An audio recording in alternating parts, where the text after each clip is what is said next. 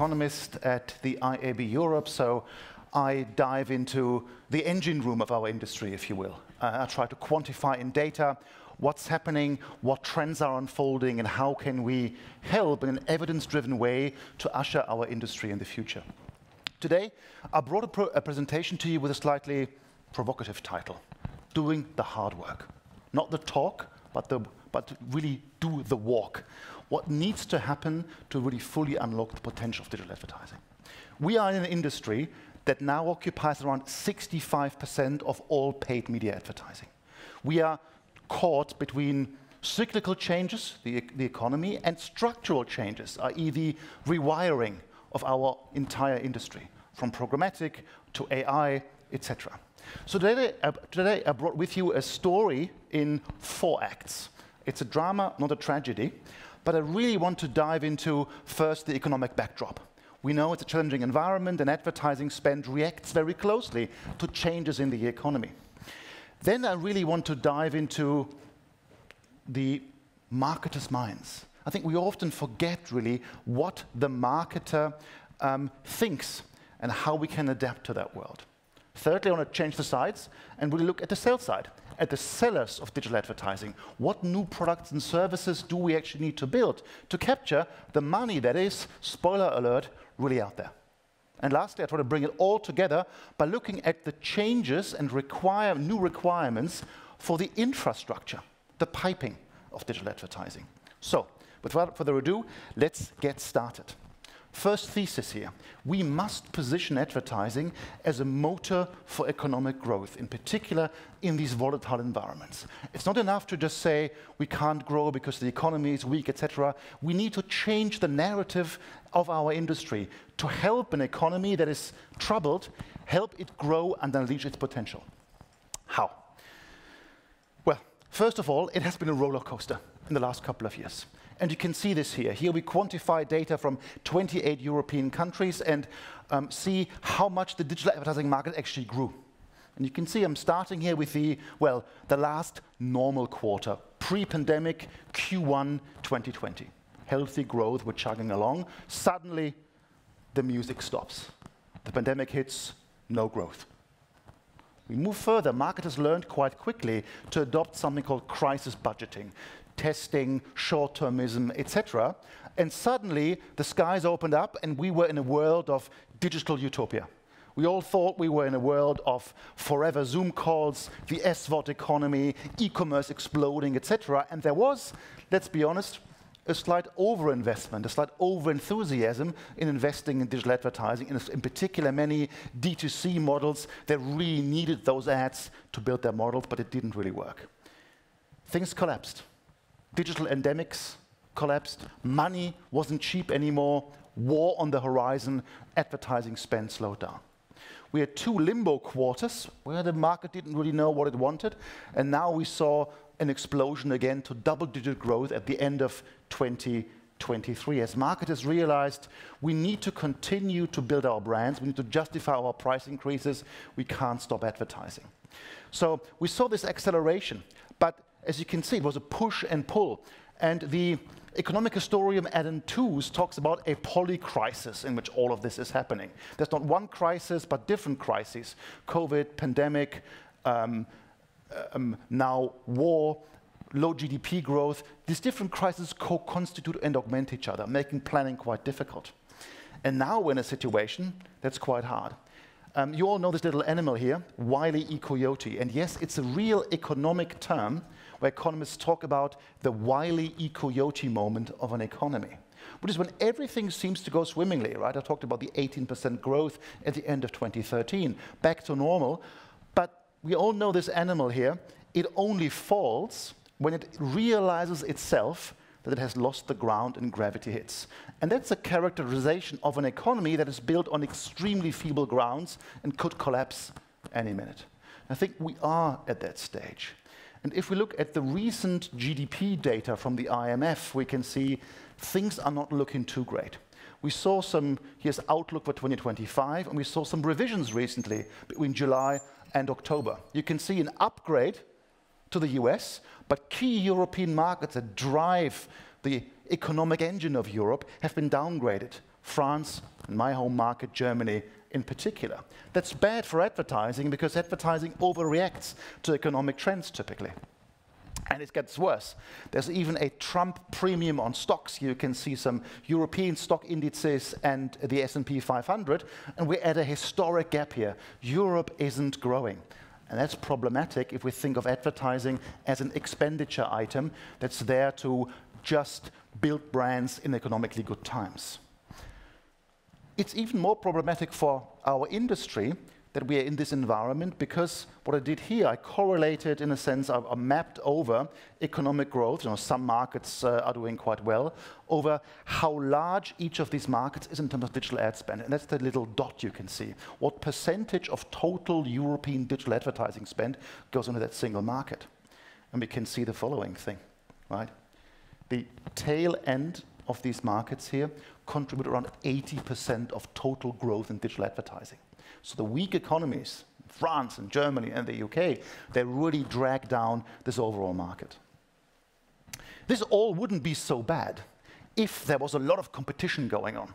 And we can this here, this is the ratio between business births and deaths.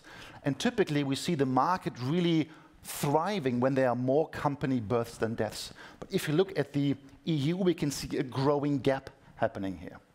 And this means that the potential of creative destruction, that constant process of renewal of the economy doesn't work anymore.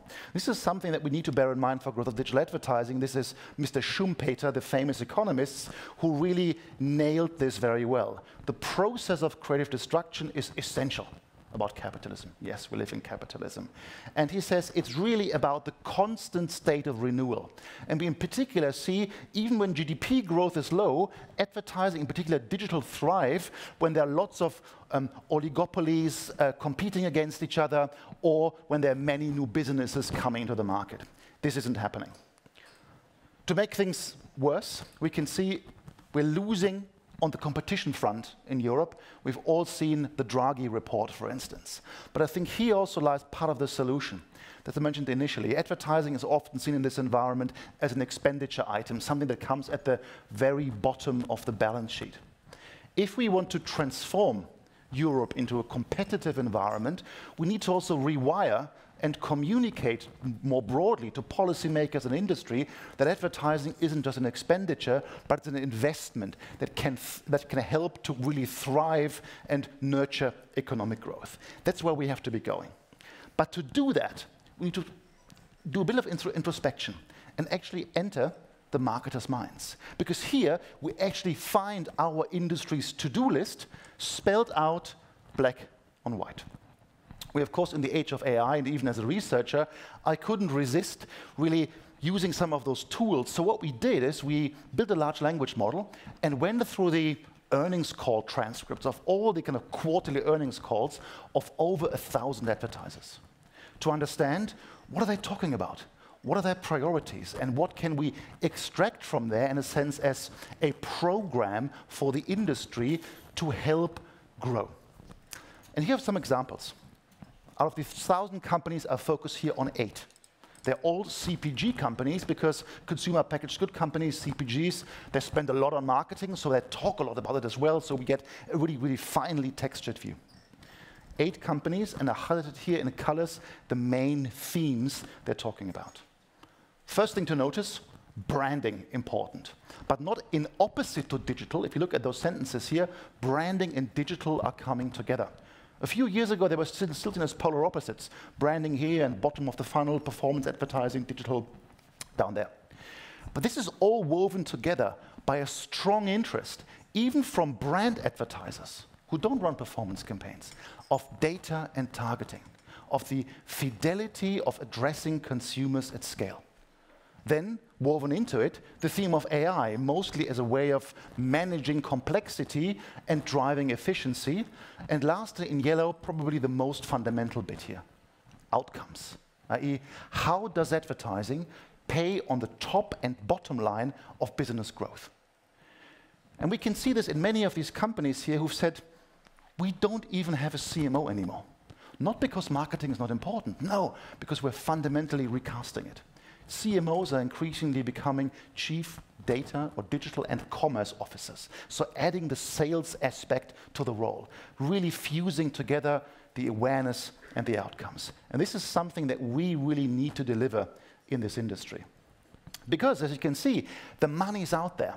Here we looked at how much are actually some of these large marketers increasing the global ad expenditure. You can see, even in a muted economic environment globally, this is growing double-digit. And marketing investments is growing far higher than the average revenue growth these companies are recording. So they have money, they want to spend it, but it's up to us that we engineer the pipes and build the advertising products to deliver those elusive outcomes fueled by data and targeting. This is even becoming more apparent if we do a little journey in history. So here I looked at the Ad Age, this big US publication on advertising trends. What were the top 25 advertisers just as we came out of the pandemic in 2022? And then went back 20 years to see how did this list look like 20 years ago when the internet was still in its infancy. There are quite some remarkable things here. Right? The 2022 list is on the left, and then we got a little screenshot here on the 2002 list on the right. And look at it. Only the companies in dark blue on this slide here were actually in the top 25 20 years ago. All the other marketers either didn't exist, had very small marketing businesses, etc. And these are marketers who think differently about marketing, where this typical thing of this symbiotic relationship of the 20th century, we need mass brands to undifferentiated consumers, and we need mass media to activate that. This symbiotic relationship is kind of broken. They don't think about it like that. And there's this new logic that is also infusing all other marketers. So different generations of marketers, different generations of companies are changing the script, how buyers think about media. And it means we, as sellers of the industry, really need to build very different advertising products to cater to all of this if we want to grow.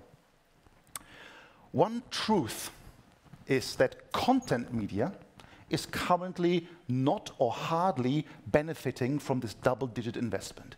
This is a global perspective, but I ran the analysis for European markets as well, and the picture is very similar. Content media is a fairly loose definition that I use here. They're in a sense, all media that predominantly monetize advertising by producing editorial content. So all television is in there, cinema, news brands, magazine brands, radio. Right? If we take all of this together, their analog and their digital offerings, and map that over global advertising growth, their share of the pie is currently not growing. Money is going elsewhere. It's going to environments that can produce those outcomes, whether they are right or wrong, but environments which plug into this new marketer logic. So, to go with the John Travolta meme, where are and how can content media unlock incremental budgets? The first thing we do is change what we're selling. Many media still offer purely audiences, CMO metrics, not CFO products. But media want outcomes. Advertisers want outcomes. And they don't have to be like app install or hard outcomes, just some other way of understanding how did marketing really pay into business growth. We're seeing some media owners going into that world right now. Recent announcement by ProSieben, for instance, to focus more on small and medium-sized advertisers. In the UK, we're seeing partnerships between television and retail media, which I'll come to in a second. These are all the right moves to build outcome-based products. And as the CEO of Dotdash Meredith, one of the largest publishing groups in the US, put it really bluntly, if you're a media owner and you can't show performance here shorthand for outcomes, you're dead. So we need to move into this outcome world. That doesn't mean that branding is something we should stop doing, but it's improving it in a different way. And one channel that seems to do that all the time, of course, is retail media. And you will have seen many of those headlines in France and internationally that claim retail media is going to get bigger than television. I'm not really interested in that argument per se, but I'm rather interested in understanding whether these new marketer requirements actually lead towards a channel shift. And we can see this by, again, going back in history. Going to my home market, Germany, we're looking here at total linear television expenditure over a long period of time.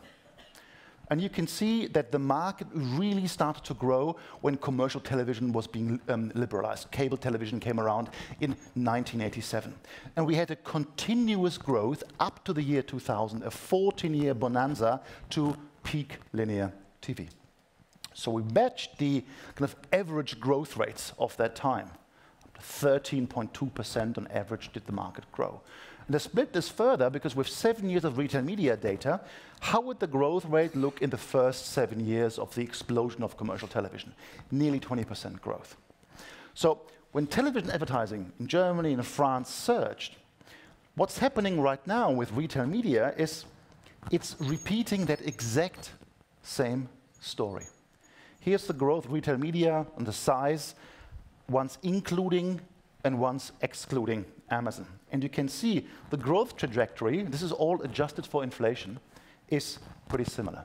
So we can see new channels emerge that replicate the 1980s growth story now in a 21st century environment.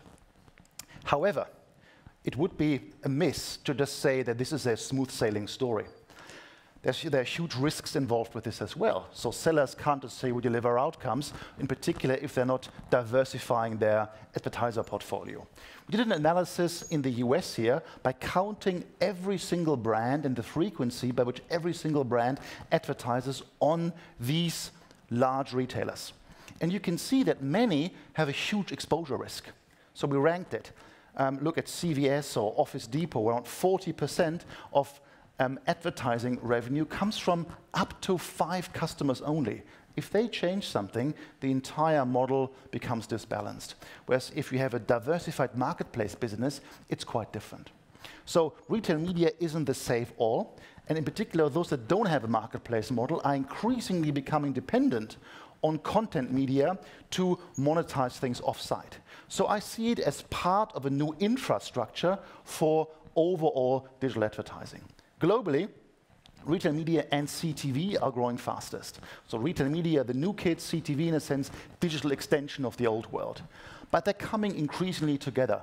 Just 2 days ago, the Amazon Vizio the Walmart Vizio acquisition was approved, meaning that retailers now have access to connected television sets, to operating systems, etc.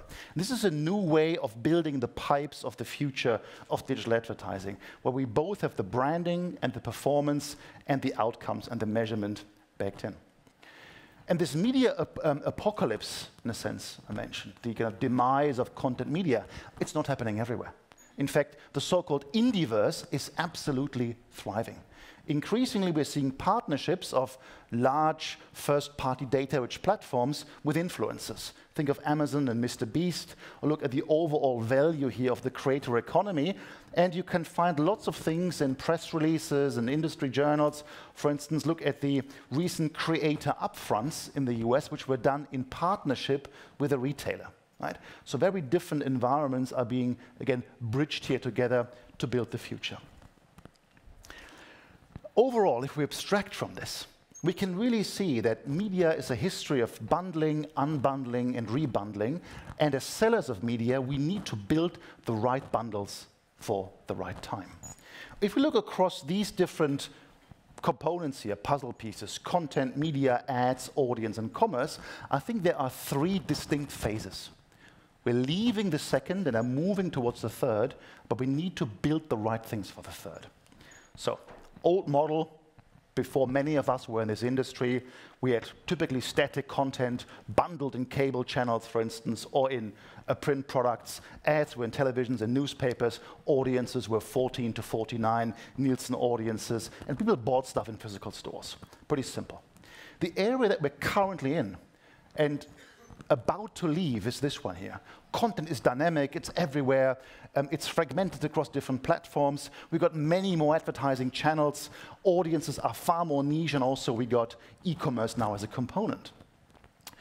But in this world of outcomes, to deliver value in the uncertain economic environments, there's a future model, the connection era.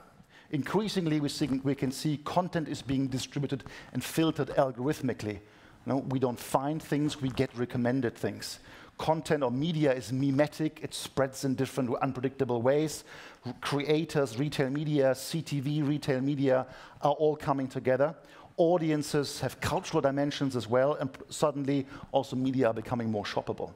So building advertising products for this world requires new capabilities of data and targeting. It requires collaboration and also the understanding that most who aren't huge systems can't do it by themselves. So we need to build for this model to cater to advertiser demands. To bring all this together, we need an infrastructure. Often we call this with the shorthand ad tech. But I think we're in a weird stage here. We speak about the future of targeting, first-party data. It could be contextual, privacy-enhancing technologies all the time on panels. When we leave the panel, we're doing still the old stuff. And we're too often trying to recreate the world of third-party cookies with other memes. There's a great newsletter called "The Future Doesn't Fit in the Containers of the Past," but we are too often in ad tech still trying to squeeze the future into an outdated paradigm. We need to change that. Only this way can ad tech help deliver these outcomes for advertisers. Programmatic is huge. And I think France has a special responsibility here. So we counted the share of programmatic ad tech-enabled media in different European countries. Of all potentially programmatically monetizable inventory, 64% of it is actually monetized programmatically in France, through OpenRTB, through an open market, through private marketplaces, direct deals, etc. But of course, with such a great share, the large market, comes great responsibility, and I really want to use this opportunity also as a call for action towards all of you to build for the future. Ad tech is changing. We are not in a world of everybody connects with everybody anymore. Increasingly, we might not realize it, 80% of all open web demand goes, in fact, through 5 different companies who are decisioning engines where budgets are being allocated. If we do the economics of how these platforms work, we know they cannot listen to every advertising opportunity out there all the time. There are physical and economic limits to it, or QPS, queries per second. They can't listen to more, and often there's far more stuff available than they can absorb. The sales side, I think it's done a mistake. It thought the more the merrier. Let's stuff in more systems. So here's an example of one publisher in the UK who did some analysis where it counted how many SSPs do they have and what's the cumulative contribution of each SSP to total revenue. What you see is that this publisher, like many others, said, oh, I'm not being heard, I'm not being listened to by the DSPs. I need more pipes, many thin pipes. I need to duplicate my bits. I need to find as many opportunities to get into the decisioning systems of the buy side as possible. What do we have? Long, complex supply chains, large CO2 emissions, and the race to the bottom. We need to move away from many thin pipes to fewer thick pipes. If you have fewer thick pipes, you can also let other data travel across. You can measure those outcomes in a much better way than if you just broadcast everything in the web. Many don't do it, though. So if we're counting the length of ads text files kind of as standard to figure out who can transact with whom, the top 20K publishers globally have on average 61 SSPs installed. I've been in this industry since 2007. But if you wake me at 3 in the morning, I couldn't name 61 SSPs. Maybe 15 on a good day. So this is too much. We need to change to fewer thick pipes. And despite the looming signal loss, the old world is still the default. Here I took data actually from a large holding company and analyzed 192 programmatic advertisers that all spend 50 million plus euros globally to look what targeting types and what kind of ID types are actually being used. And despite the panel talk, we can see very little first-party data. And a lot actually delivered not via cookieless solutions. We need to stop talking about things and actually build for that. Also, we can see other approaches are hitting setbacks. the sandbox, touted as a big alternative, is actually reducing adoption. Clearly, of course, we know why. Third-party cookie deprecation was first delayed, first hit, and then actually was completely abandoned, second hit.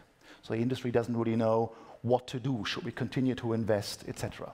This will be clarified over time, but it shows we have so many different construction sites and only limited resources, yet the pressure to deliver those outcomes. Coming together, I think, in particular in national and European environments, as a Europe Inc. or as a France Inc. to build partnerships is a key way out. EdTech is changing to cater to this, but we're not ready yet. So in the past, EdTech was just a facilitator, buying and selling, etc. Increasingly, we can see two worlds emerge. There's the world of signals.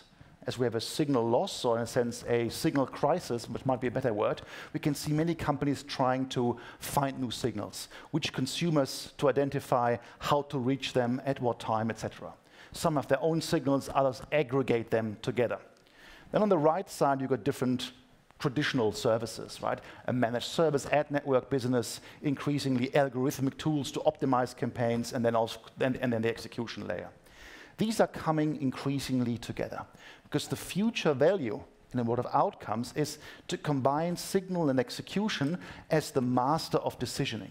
Those who control decisioning are going to control the pipes and therefore also where money goes. But we can see competition happening here between buyers and sellers, right? I talked about the DSPs and SSPs before and the very different strategies, concentration, fragmentation, where the buy side wants to control signal and the sell side wants to work with publisher signals, keyword curation, to do the same. So there's a lot of push and pull and conquering right now who can dominate this market.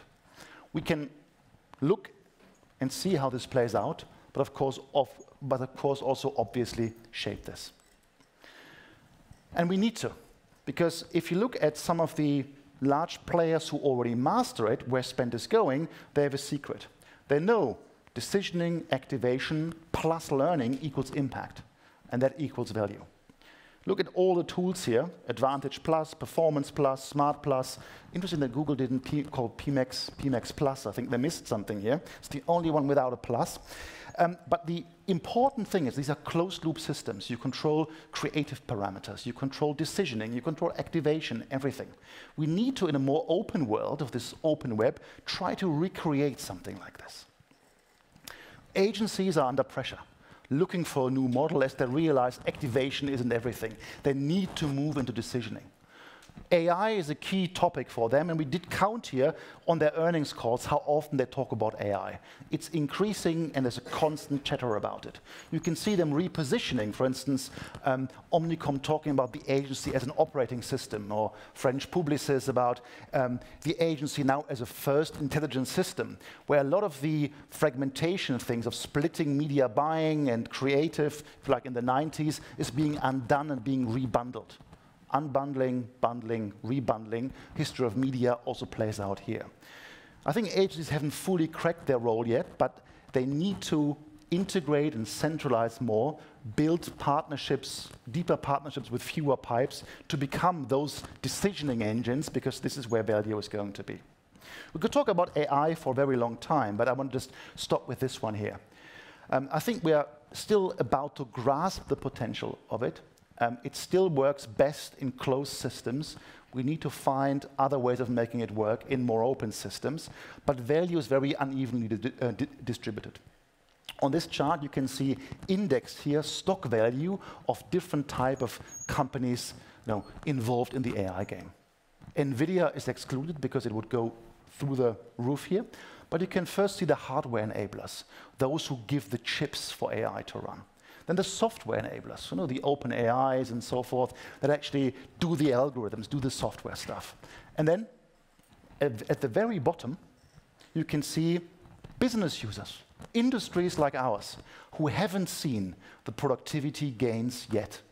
And we need to understand that we are, I think, still in what I would call the picks and shovels phase. It's like the gold rush in California in the 19th century. We're just building the hardware. It still takes a long time before value will materialize. We can see some of it coming, but it will likely take a decade or so. Early adopters can see gains, but again, it's taken some time. But we shouldn't dismiss it, because this is exactly what will help us stitch this industry together. So I hope I could show you in 4 acts what the economy does, how important the marketer's mind is, what new products we need to build, and also how we need to revolutionize our infrastructure to build it all together. And with that, thank you very much for your attention.